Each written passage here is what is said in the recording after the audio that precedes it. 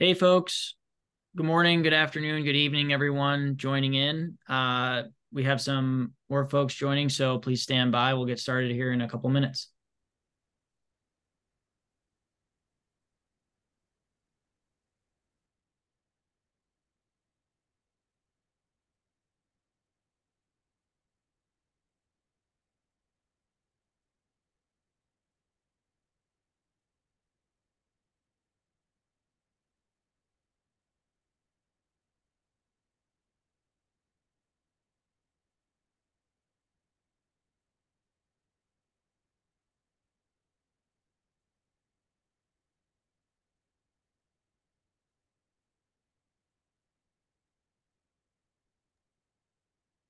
All right, folks, we've got a good attendee list here, so let's go ahead and get things started.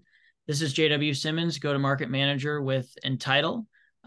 We have a good presentation set for you today with a guest.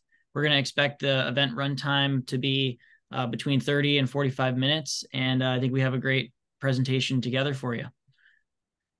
So with that, we'll move along to the rules of the road. Please use the Q&A area for questions to the speakers. You'll find that button at the bottom of your screen along with the other buttons on your Zoom bar. There's a chat button as well you can use to raise any technical issues during the course of the event.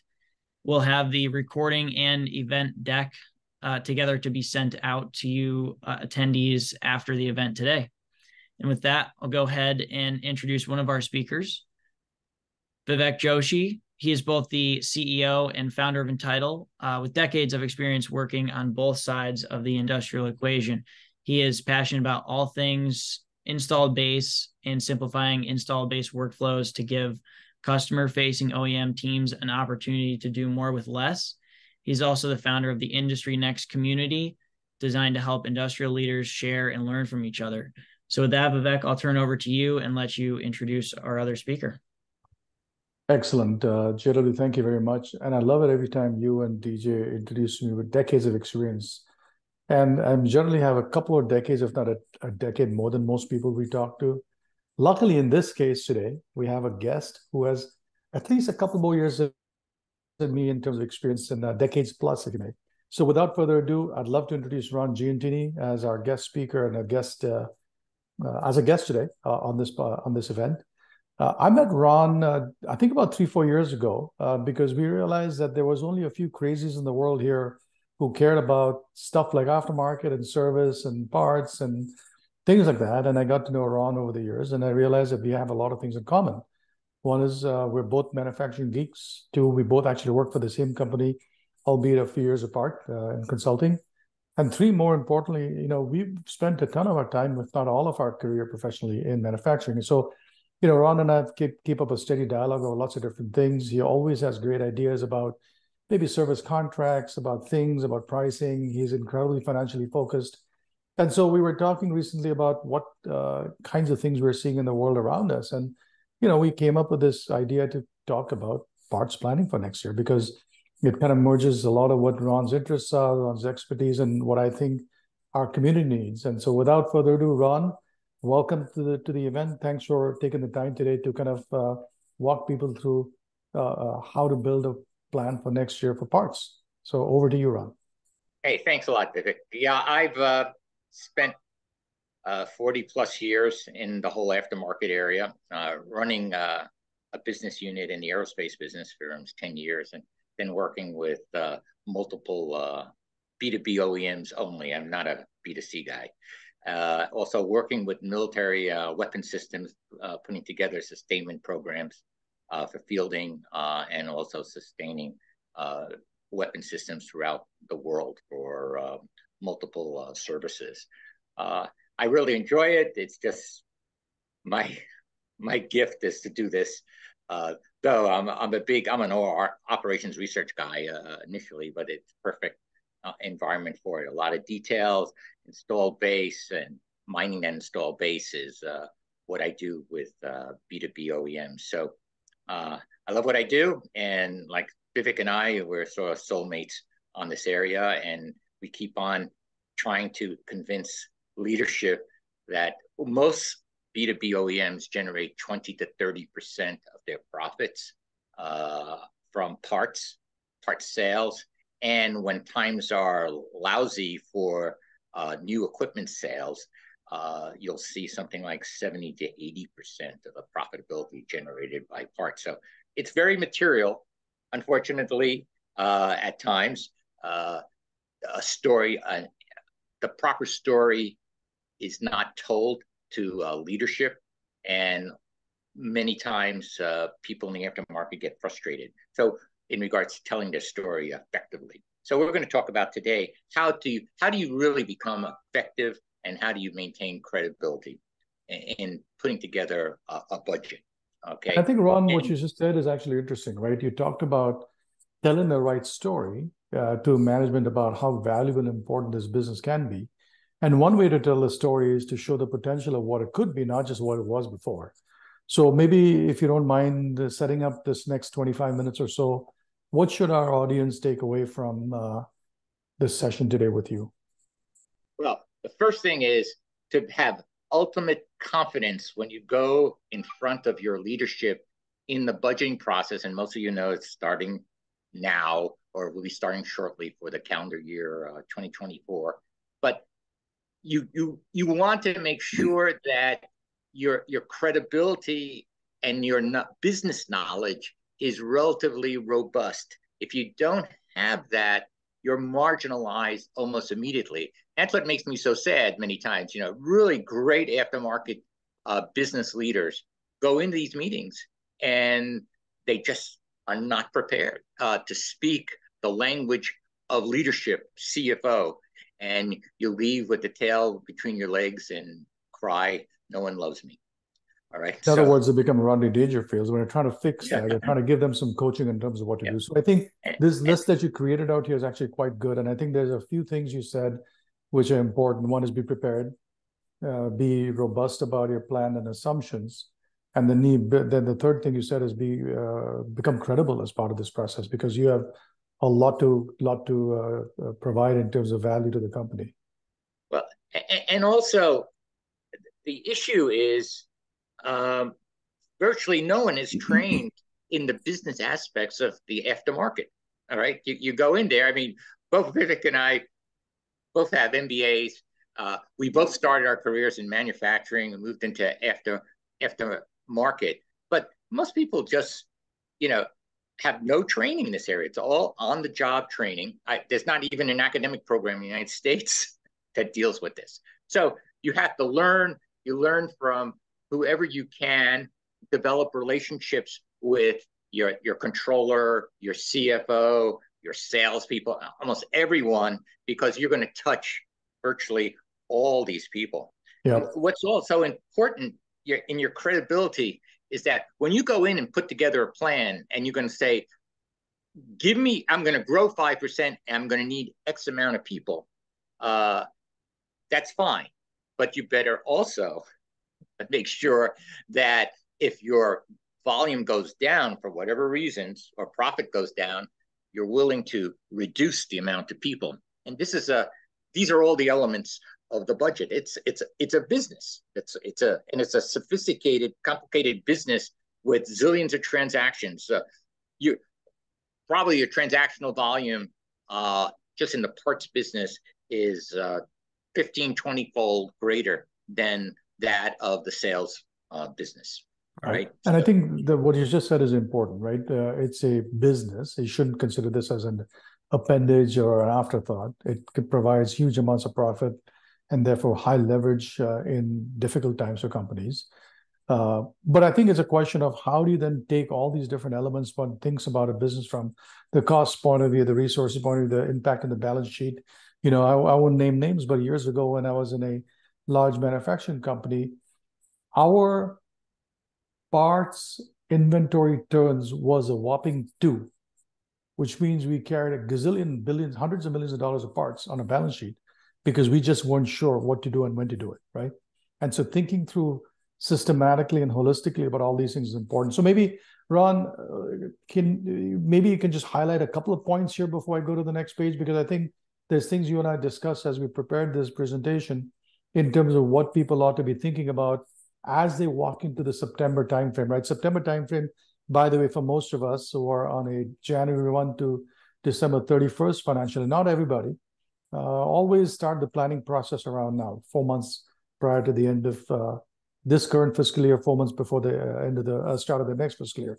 So what are the elements, regardless of when your fiscal year starts, Ron, what are the maybe 2 or 3 things that people ought to really pay attention to out here? Well, I've always been focused on the customer, okay? And for me to be focused on the customer, I have to have the right resource, the right people, the right infrastructure, the right inventory of parts, all right? So I want to make sure that whatever plan I have, I will be able to meet my requirements. For example, in certain industries, customers are expected to get parts overnight, all right? In other industries, they may wait, 2 days, maybe fine, whatever it is. But there's a decent amount of investment. And when you really look at the investment, which drives your fill rate, which is the biggest driver of parts, the parts business as far as customers are concerned, that inventory is actually a small potatoes compared to that involved in the manufacturing operation. I mean, the ratio is probably 5% of the investment on the balance sheet of the manufacturing operation. But yet, it has huge impacts on the install base ability to sustain its output. All right, that's really critical. So I spent a lot of, that to me is focus. So during the budgeting process, I want to make sure that I have all the resources and I pound down into the head of the leadership that I need to have to meet that objective of customer service levels. Because then you become, typically, if you don't do that, I call it the arsonist fireman syndrome. All right, because you do poor planning, you don't have enough resources, you start your service levels start deteriorating, and all of a sudden you're fighting fires. Okay, and you look good. A lot of times, aftermarket leadership is viewed as how their ability to deal with resolutions. All right, but they're the ones who caused the problem in the first place. In most cases, not all the cases. Right. But I think when you make the shift from a reactive, whether you call it arsonist fireman syndrome, to really a proactive business buildings mindset, there's a bunch of transitions that people need to make. And you and I've talked multiple times about those transitions. You mentioned earlier that people weren't trained in this business before. They need to learn on the job. But when you think of presenting to the management, when you think of presenting to the CFO, what are the single 1 or 2 pieces of advice that you'd give an aftermarket parts manager? What would you tell her to say, look, if you were to do nothing but this, I would focus on A, B, and C. What would that be, Ron? Again, it has to deal with the customer, all right? If you can't give me this, that's fine. Either I have to, obviously you could be challenged, say, well, you're just going to have to increase your productivity a little. Okay, you're going to have to improve your turns. And that's a valid issue confronted. You have to be prepared to answer those questions. When you ask for more, because if you're going to add more revenue, you're also going to need potentially more resources. But one of the things you have to be prepared to is say, this is what I'm doing for productivity improvement of my workforce. This is what I'm doing with my infrastructure. This is what I'm going to be doing in regards to inventory turns. Vivek said 2 turns, can you make it 2.2 turns? Okay, that reduces your inventory investment by 10% and still reach your level of service, right? So I think what I'm hearing you say is, to some degree, make sure people understand the assumptions behind your plan. Absolutely. So they can test the assumptions, they can validate, they can help you make the assumptions better or adjust your plan accordingly, right? So that's point number 1. There's something, Ron, you and I have been in manufacturing long enough, and as JW said, have decades of experience. One of the lessons that was ingrained in me years ago was what I would call, tell me what you are going to do it, and then tell me what you can't do, right? It's the reliability of what you say, or the words you commit on a piece of paper, that are the words I see at the end of the year. It's the first bullet point, we call it reliable plan, right?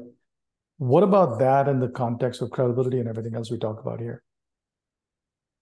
Well, again, when you go into these meetings in the budgeting process, your credibility is not based upon being precise, all right? It's being accurate and having a risk mitigation program if some of your plan goes either south or north, all right? That's extremely important. So when you go into these meetings, it's just not, okay, we're going to increase revenue by 3%. We're going to add 2 bodies. Okay, thank you very much. But you really need to you have to do some simulation. I mean, this is not unsophisticated. This is as sophisticated as the manufacturing guys do, okay, or more actually, because you have the install base, which is huge, all right?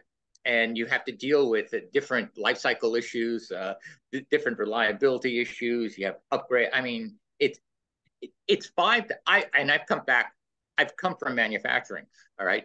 Aftermarket parts management is 5 times more sophisticated than of planning and managing a manufacturing operation. 5 times more. Right? Highly unpredictable, highly supply chain constrained, all kinds of crazy stuff. So when you think about this plan we talked about, right? When you talked about certain aspects of it, you talked about the install base, you talked about where we are. You know, the way I've thought about the plan, Ron, is always, there's a baseline where you start from, and there's a series of steps you take, or we call it a waterfall chart or a grid chart or whatever, that shows you all the different components of the elements that get you from here to there. What in this framework do you think are the 2 or 3 most important things for a parts business manager to think about as they build a plan?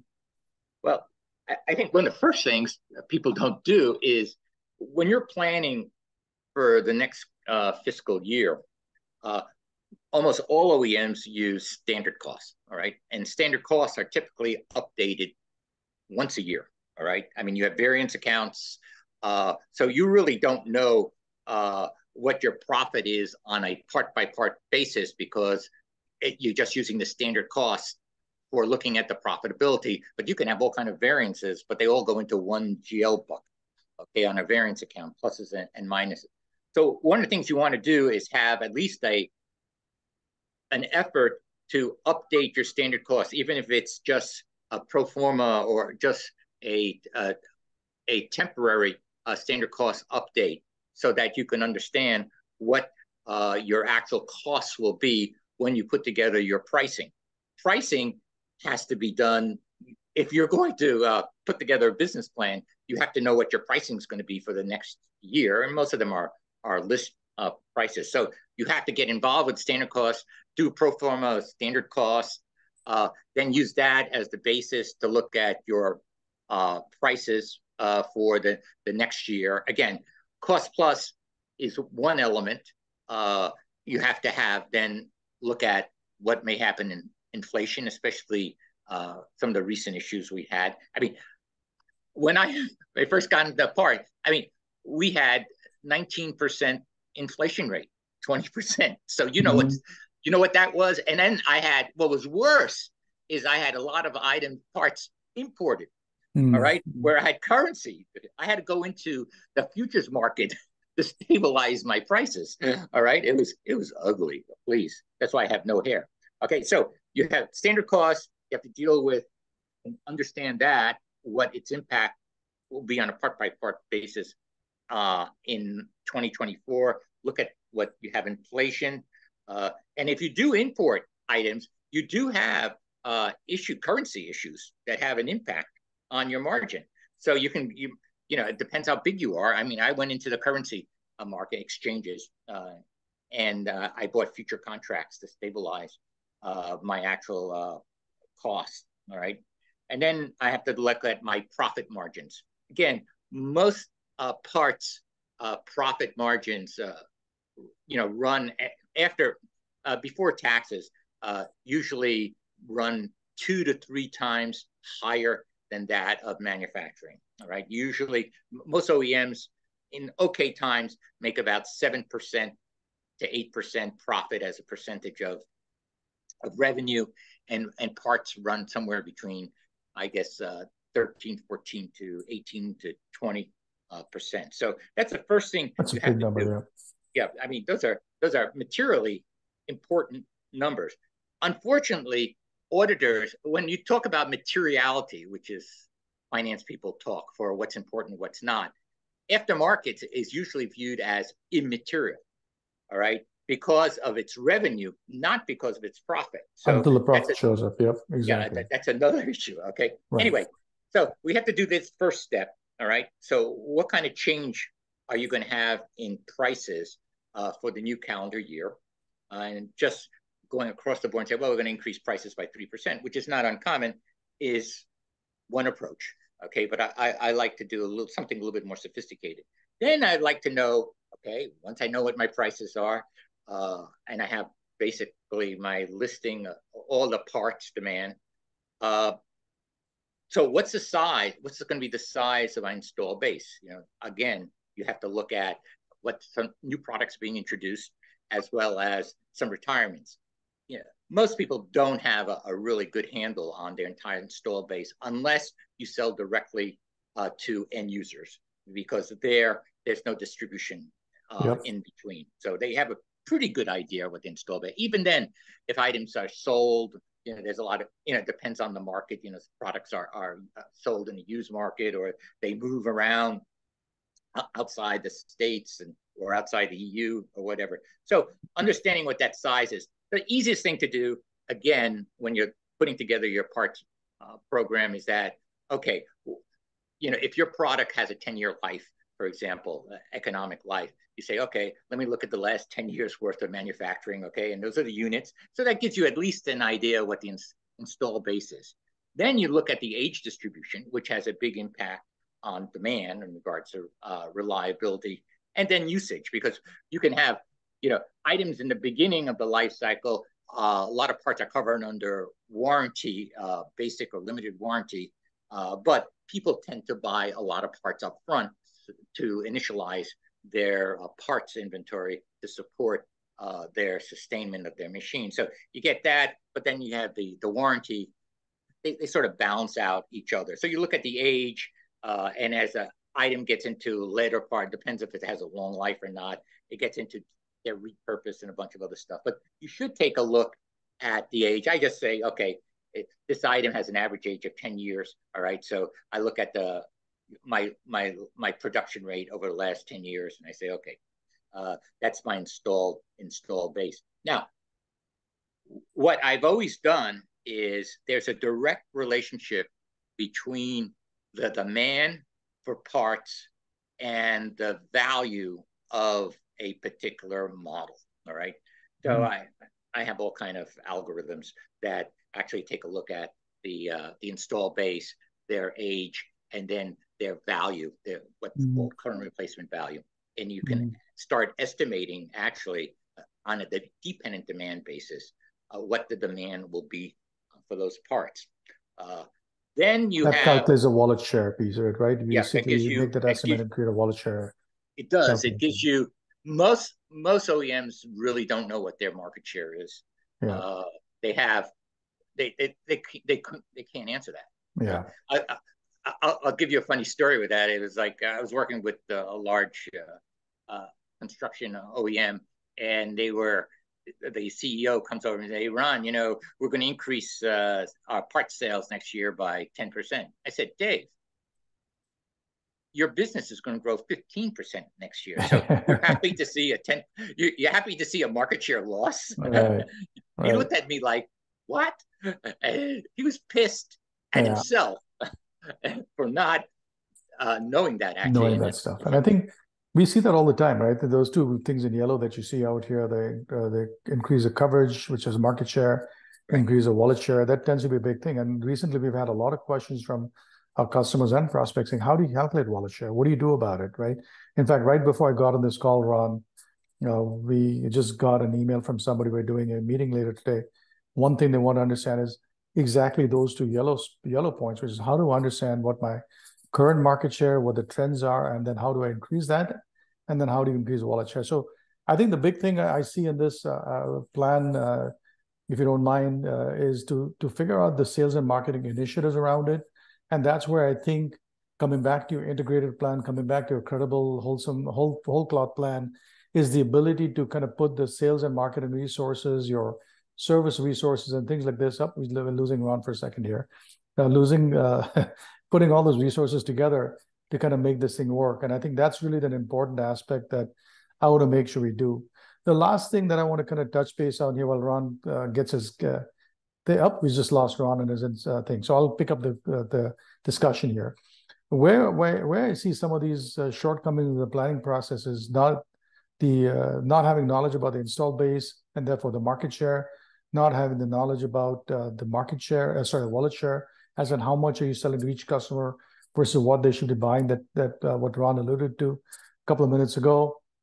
And then really being able to say, look, revenue eventually is a dependent function of your service delivery levels. And last 2 years, especially when things in the supply chain were in massive flux, we kept seeing time and time again where companies missed their revenue plans despite having massive order books and massive backlogs because they just could not get their service levels to function on time. We had customers who said they were basically not being able to ship out replacement modules or replacement parts because their suppliers or the manufacturing plants were just so backlogged because of supply chain issues that had materially hurt their level of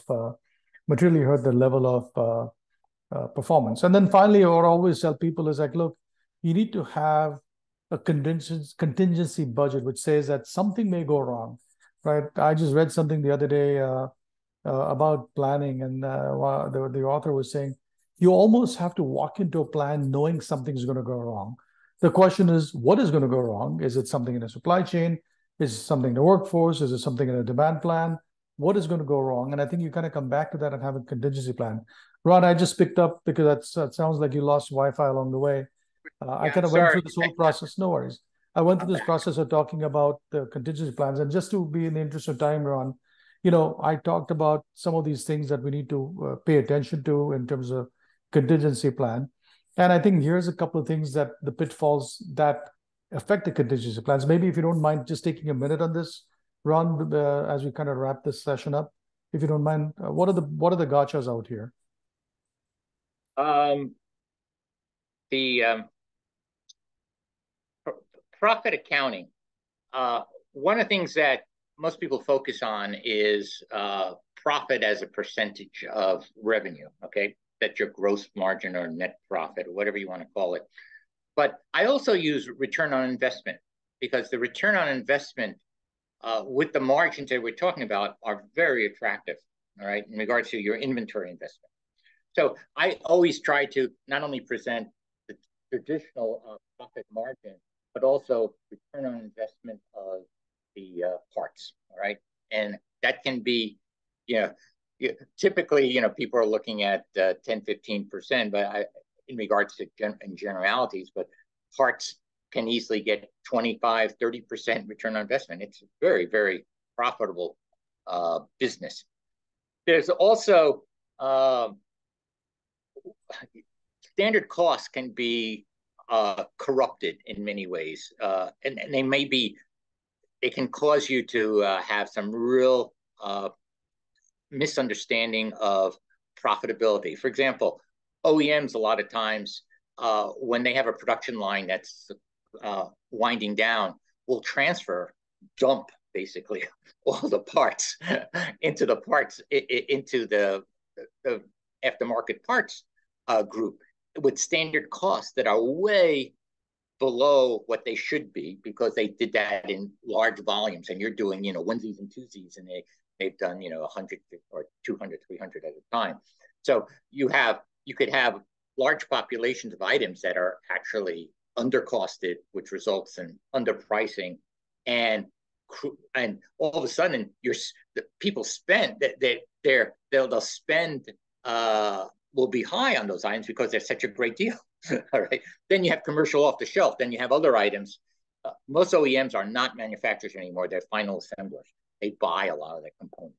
And almost every supplier they provide, most of them have their own aftermarket business. All right. And that causes some problems. So that intra-company issues on costing, results in pricing, results in profitability, right? So as we start wrapping this thing up, Ron, again, to be mindful of everybody's time, when you think about all these pitfalls, eventually it comes down to, are you invested correctly? Are you resourced correctly?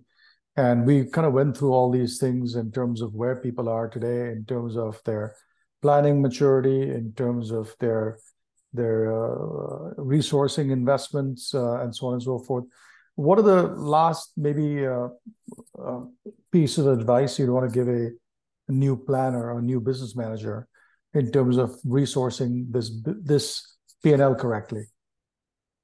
To me, this is the most, in order to meet, again, your being effective with your customers in regards to their fulfillment and any other issue you may have, is that you've got to have the right amount of people, the right quality of people in all these roles here that are they're all processes that are required to ultimately fulfill your customer requirements, right? So there's a lot of people in the service contract area, which is an area, you have extended warranties may fall under the aftermarket parts people because they're mostly parts related, depends on the service agreement.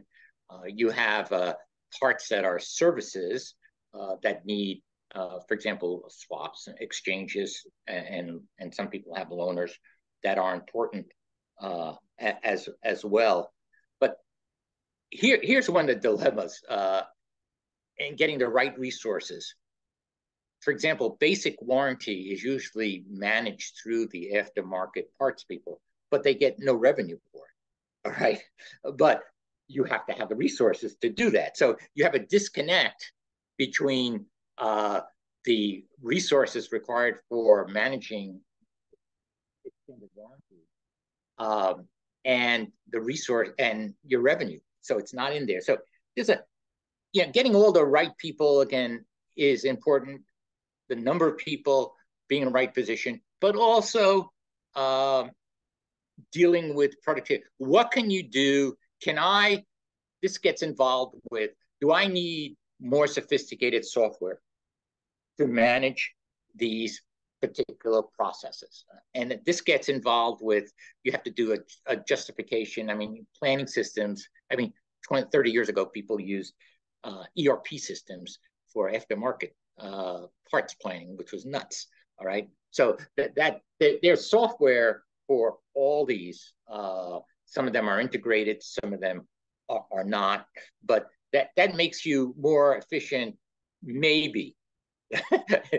Depends on how aggressive you onboard your software, right? So I think these are all the things. I think the point you're making out here, which is it's a full P&L, it's a full business. You can't just assume that you get stuff on the shelf and ship it, and that's the end of the parts business. You got to think about it holistically. And I think the way I'd like to wrap this up, Ron, before we open up this for Q&A, is there's a set of things that people forget when you think of the parts planning routine, right?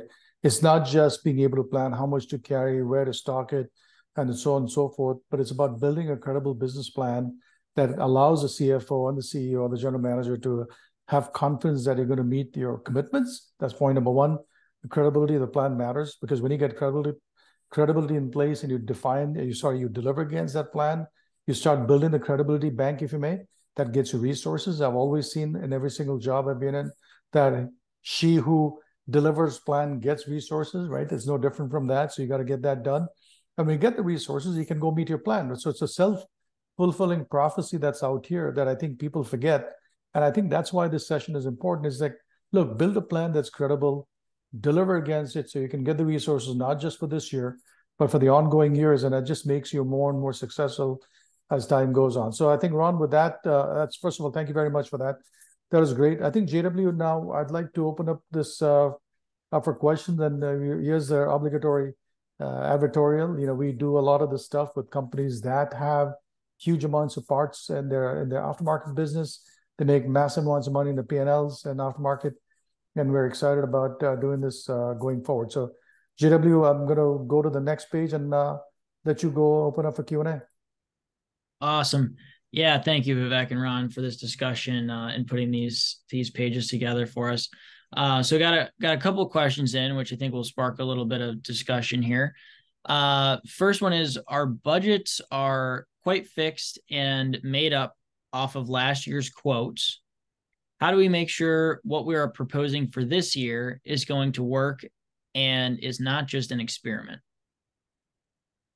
Yeah, so I'm going to maybe set this thing up, Ron, and I'll let you dive into it. I think what I heard you say is that people are building the plan for next year based on what happened last year. So I know what happened, therefore, this is what I'm going to expect going forward. There's a baseline or a trend line. And typically what I've seen in the past is people will take the baseline and say, you know what, I'm going to give myself a budget for 5% more. I don't know, I'm just making a number.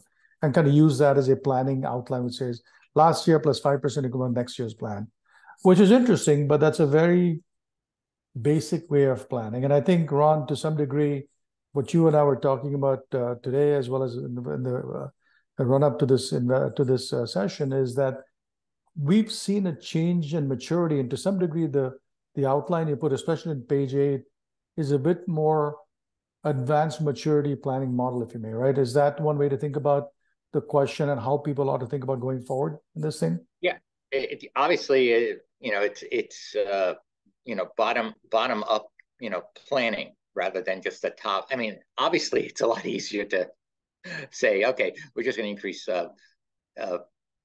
revenue by 3% next year without any dependency. It's just totally an independent forecast in effect. So that is actually the norm. Not saying that's the best way of doing it. It's the easiest way of doing it, that's for sure. So if you don't have a boss that's challenging you to be a little bit more analytic, you can easily fall into that situation. But I don't follow that at all with my clients, or I've never done it as a division head.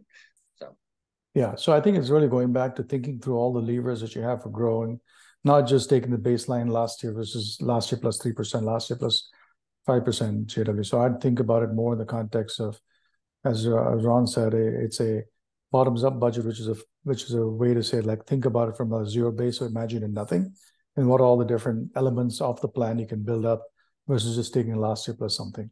So hopefully that answers the question, JW. Great. Absolutely. And thank you for that. And then I think we got about time for one more here.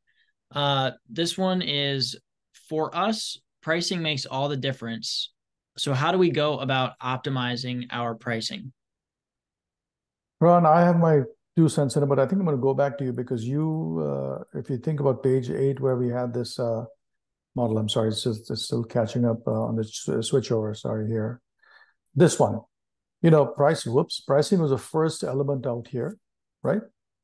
And what I'm hearing, what I heard in the question is that maybe pricing is the only lever we need to pull. But I think you're saying out here on this page is like, no, just one of those things you can do, right? I think pricing, again, is absolutely important, but it also has to be have some value. I mean, cost plus is easy, all right? Assuming the big assumption is that the cost is reasonably accurate. Remember, you have probably at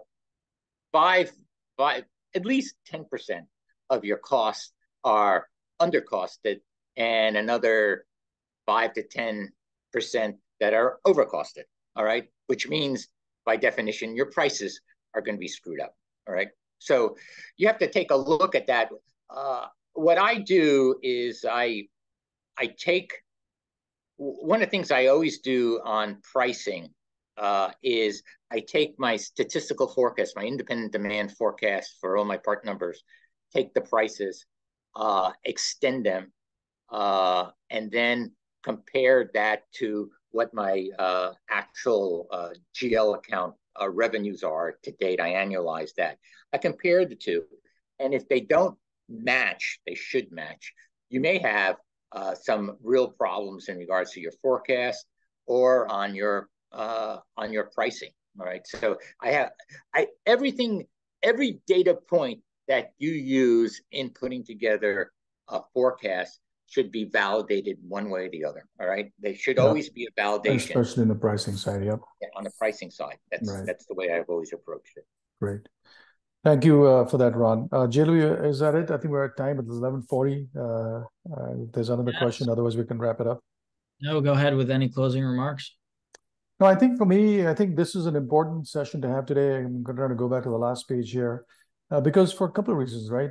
We've been talking to lots of customers these days and prospects about things like wallet share, things like market share, trying to understand how to go after it. And it became apparent to me that what people are trying to really ask without asking it explicitly is, how do I think about building and growing the parts business? And so, you know, also we've had multiple conversations where people who are we're in the sales process with right now, who say, look, I need to kind of make a case for this. I need to put this in my budget. How should I think about it, right? You need to go back to Ron's investment page. So people are thinking about the business plans. People are thinking of the annual operating plan reviews that are starting right now, and kind of making this a systematic effort seemed to be a wise thing to do. So, you know, I turn to the guy I know who can kind of talk about the best, which is Ron Giuntini. So Ron, really appreciate your time today.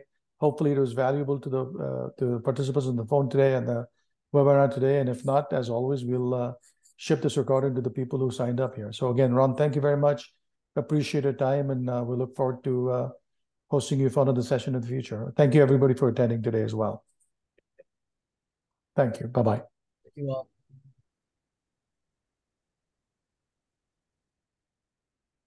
How's it going?